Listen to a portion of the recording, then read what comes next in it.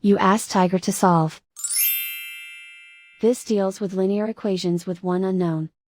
The final result is k equals 20. Let's solve it step by step. Group all constants on the right side of the equation. Add 20 to both sides. Simplify the arithmetic.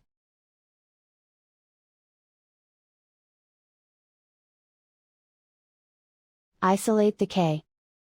Divide both sides by 4. Simplify the fraction.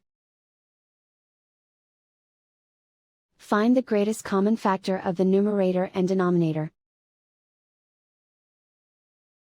Factor out and cancel the greatest common factor.